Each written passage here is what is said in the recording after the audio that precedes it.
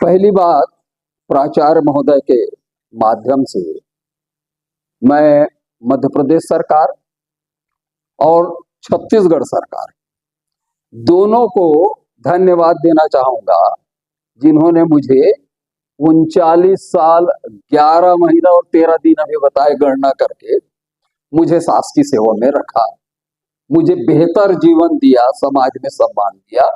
इसके लिए मैं दोनों सरकारों का कृतज्ञता ज्ञापित करता हूं।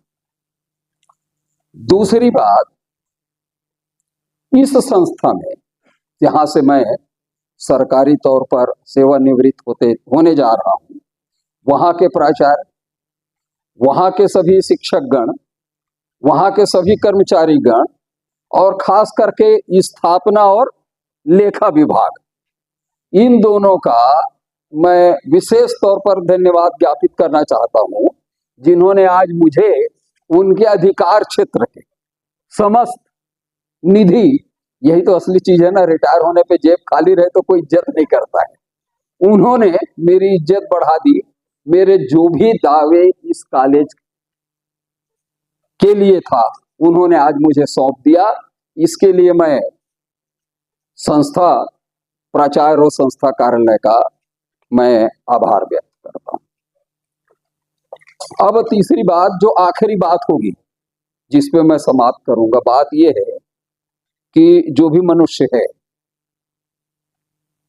वो कैसा आचरण करता है, वह निर्भर करता है उसके पूर्वजों के गुणों पर, जिसको हम क्रोमोसोम कहते हैं।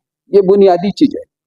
हर व्यक्ति के अलग अलग आचरण, अलग अलग व्यवहार होता है, जो उसके पूर्वजों से उसका मिलता है। फिर वह बचपन में जिन साथियों के साथ खेलता कूदता है, बड़ा होता है, जिस परिवेश में बड़ा होता है, वह उसके उन गुणों को विकसित करता है।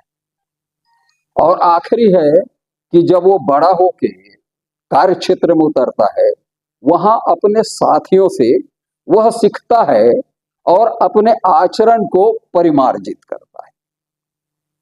तो आज हम लोग जो कुछ भी एक दूसरे से व्यवहार करते हैं, वो पूरे जीवन के गुणों का संचय है।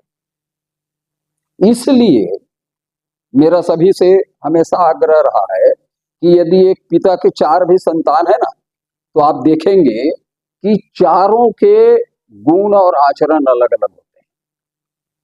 इसलिए अलग अलग होते हैं कि पीढ़ियों से उसमें जो बातें आई हैं, उसमें कुछ न कुछ पीढ़ी दर पीढ़ी भिन्नता होती है। इसलिए हम जिस वातावरण में, जिस संस्था में, जिनके बीच काम करते हैं, हमें कुछ गुणों का चयन कर लेना चाहिए। मान लीजिए विकास जैन जी मेरे अच्छे मित्र हैं और उनके साथ कार्य करने में मेरा यदि कोई 10 प्रकार के क्षेत्र में चिन्हित करता हूं, और जब मैं उनसे वार्तालाप करूंगा तो हो सकता है उसमें से 10 में से 4 में 5 में हमारे मतों में समानता हो और 4-5 में भिन्नता हो।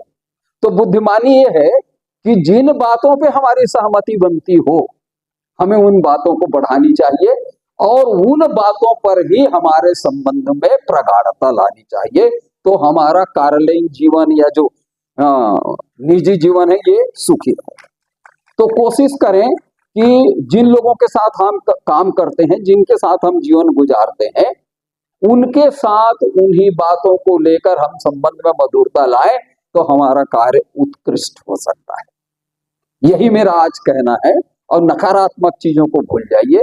जीवन की जो संभावनाएं है बड़ी अनंत है, और उस अनंत की ओर ध्यान रखते हुए हम अच्छे कार्य करते जाएं और समाज के लिए उपयोगी बने। यही मेरा सबसे निवेदन है। आप लोगों ने कार्यालयीन तौर पर 40 वर्ष साथ दिया, मैं आप सबके प्रति आभार व्यक्त करता हूं। और जब तक सांस है तब तक आस है, और जीते रहेंगे तब तक यहाँ आते रहेंगे और आप लोगों के साथ में वार्तालाप करते रहेंगे, विचार विमर्श करते रहेंगे।